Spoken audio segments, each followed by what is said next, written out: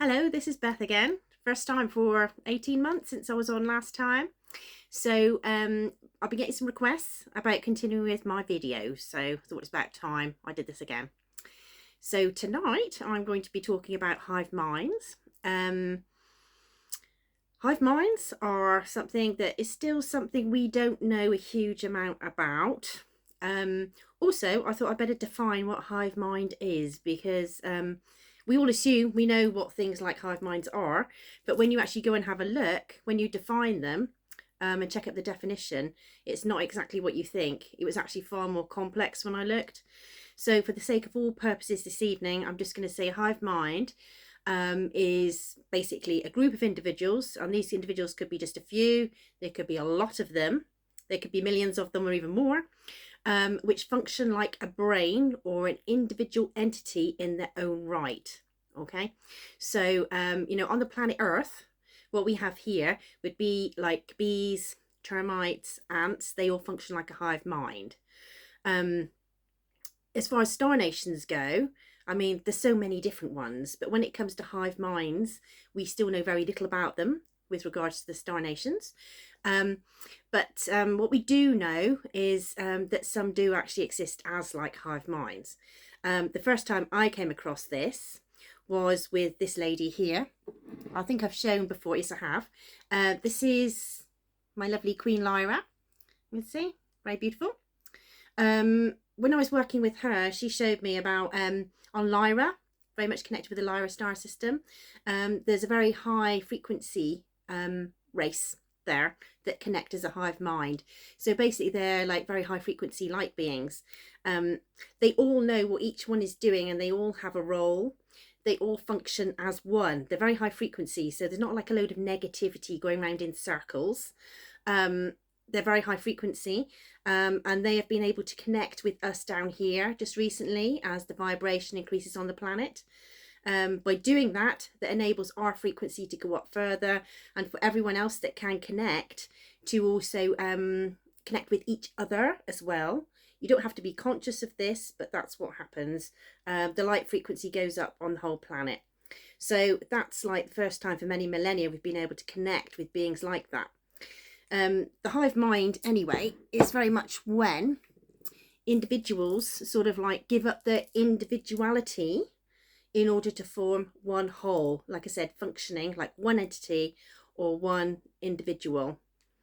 Now, let's have a look. The other person I was going to mention, or not person, but a crystal skull, who's my friend here, is Mantis. Now, I'm going to be doing a whole talk on Mantis a bit later anyway, so this is just a brief introduction. Let me show you Mantis. Mantis is made of labradorite, very much the mantoid star nation.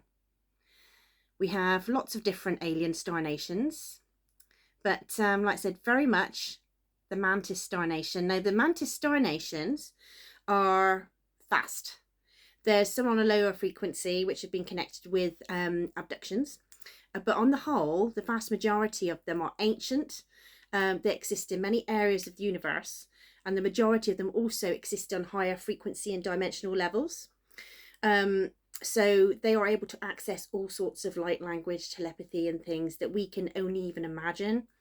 But in the meantime, the reason why I've mentioned Mantis is because when it comes to hive minds, these chappies can function very independently. They can function with their own thinking, own thoughts, independence of action outside a hive mind. But then when they want to, they can tune back into the hive mind. So that by doing that, what they do is they share their knowledge, their wisdom, and they gain the knowledge and wisdom of the other mantoids or mantis beings as well. And their society is very structured. They have different roles and functions, and within that hive mind they function as one huge unit. But when they want to, they can sort of step out of that and be individual as well, which is quite unusual. Most nations, races, or whatever are either highly individual or basically function as the hive mind, but the mantoids or the mantis nations are able to do both. So there we are. I'm going to pop him down. Like I said, labradorite, extremely beautiful. Quite a fascinating chap, this. So I will do a whole talk on him a bit later anyway. Now, with regards to hive minds, like I said, what we have here on this planet is obviously like things like bees, um, the ants, termites. Now, the bees are quite fascinating because apparently, when I looked it up earlier, I found that like the bees still have independence to a certain extent. But what happens is when they start off, they go and do their thing, or they start working on a part of the hive, and then the other bees come along and they apparently bump them on the head and say, no, we don't want you over there, we want you over here doing this. So they basically fall in line. And then what happens is the queen bee apparently puts out like a scent, which enables the rest of the hive to harmonize. So they all then function as one whole. And obviously by doing that, they share wisdom, knowledge, they function together as one huge being, a lot stronger, and survival obviously is greatly enhanced with them all working together. So anyway, that's what I was talking about with the hive mind. Just one last thing, I will mention that the hive mind is like, it's not a new concept. This has been around obviously for millennia, and science fiction loves it. So if you come to things like Star Trek, you'll find that like the Borg are a hive mind.